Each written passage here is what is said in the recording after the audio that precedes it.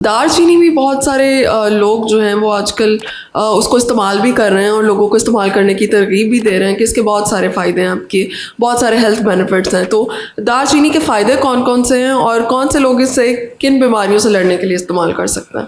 अच्छा, दालचीनी शुगर के पेशेंट्स के लिए बहुत अच्छी है बिकॉज ये इंसुलिन रेजिस्टेंस के लिए बहुत अच्छी है। तो ये पीसीओएस के पेशेंट, अभी मैंने इससे पहले वाले उसमें बताया कि पीसीओएस के पेशेंट जो है वो दालचीनी का पानी पिएं बिकॉज ये इंसुलिन रेजिस्टेंस में हेल्प कर सकती है।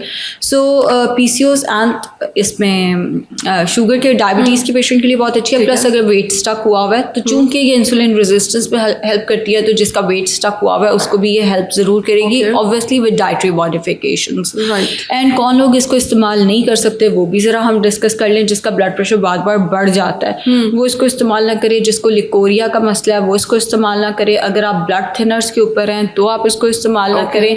अगर कोई ऑटो इम्यून डिजीज़ है तो इसका इस्तेमाल डॉक्टर से पूछे बगैर नहीं करना। ठीक है। और इसको इस्तेमाल करने का बेहतरीन तरीका क्या है? क्योंकि लोग मोस्टली जो है वो कहवा बना के इसका पी रहे होते हैं। अच्छा, कहवा बिल्कुल अच्छा तरीका नहीं है बिकॉज उससे फिर ब्लड प्रेशर भी बढ़ सकता है और एक्नी ब्रेकआउट भी हो सकता है। इस्तेमाल का सबसे बेस्ट तरीका ये होगा, इसको पानी में भिगो दें, पूरी रात पड़ी रहे, सुबह उठ के आपने वो पानी पी लेना है और सिनेमन को आपने डिस्कार्ड कर देना है। और सिनेमन जो राउंड वाली है वो ज़्यादा बेहतर है, जो हमें पाकिस्तान में लोकल मिलती है वो अगर आप इस्तेमाल करते हैं तो 15-20 दिन इस्तेमाल करें, उससे ऊपर आप इसको इस्तेमाल ना करें।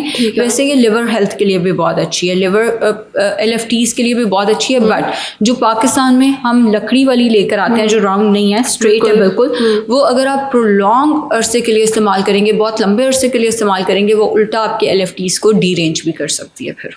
ठीक है, ओके। और इसी तरीके से एक और चीज़ के बारे में मैं पढ़ रही थी कि लौंग का पानी, बड़ी लोगों ने इस पे वीडियोस बनाई हुई है कि बहुत फ़ायदेमंद है, बहुत फ़ायदेमंद है। तो क्या फ़ायदे हैं इसके और साइड इफ़ेक्ट्स भी हैं कुछ?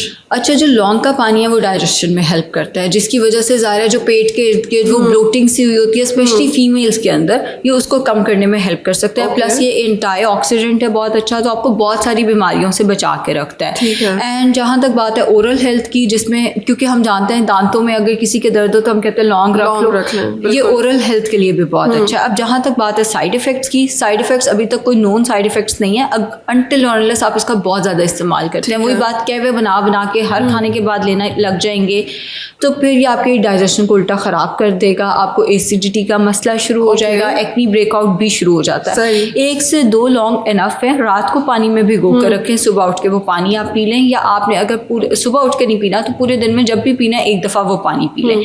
इस तरह से अगर आपको इसको नहीं लेना तो फिर आप पानी गर्म करके कप में डाल के उसके बाद उसमें लौंग या उसमें दालचीनी, दोनों इस तरह से इस्तेमाल किया जा सकता है। इस तरह कहवा बनाए, डायरेक्ट उसको बहुत ज़्यादा उबाल कर पियेंगे तो दालचीनी में तो हिस्टामीन ही बहुत ज़्यादा, तो ऐसे नहीं करना। ओके, ठीक है। अच्छा, जैसे कि पहले आपने मुझे बताया पीसीओएस के पेशेंट्स के लिए कि वो अजवाइन और मेथी दाने का पानी, तो वो सेम यही है कि वो भिगो के उससे रख दें? अच्छा, अजवाइन और मेथी दाना अगर तो पीरियड्स मिस हो रहे हैं बार बार, तो फिर उसके लिए ये करें कि पानी में उबाल कर एक चुटकी, again excess of anything can be bad, तो 1 चुटकी अजवाइन, 1 चुटकी मेथी दाना 1 कप पानी में उबाल कर, पीरियड्स अगर स्किप हो रहे हैं या मिस हो रहे हैं बार बार तो फिर आपने ये पीना है। ठीक है। और अगर आप वैसे उसको अपने न्यूट्रास्यूटिकल के तौर पे ले रहे हैं तो पानी में भिगो कर ही लेना है, फिर आपने कैवे नहीं बनाने उसके। ठीक है। अच्छा, कौन से लोग हैं जिन्हें इसका इस्तेमाल नहीं करना चाहिए, लौंग के पानी का या फिर दालचीनी? अगर आपको डाइजेशन का बहुत ज़्यादा इशू है या एसिडिटी का बहुत इशू है तो फिर ये दोनों कहवे जो हैं वो इस्तेमाल ना किए जाएं। लेकिन जैसे मैंने दालचीनी का बताया वो तो लिकोरिया वगैरह, और अगर कोई ऑटो इम्यून डिजीज़ है तो फिर इस्तेमाल ना करें। क्लोव का भी वही है, अगर ऑटो इम्यून डिजीज़ है तो फिर आप इसको इस्तेमाल ना करें। अगर जैसे कुछ लोगों को क्लोव का पानी पीते साथ ही लिकोरिया वाइट डिस्चार्ज शुरू हो जाता है तो फिर आप हरगिज़ इसका इस्तेमाल ना करें।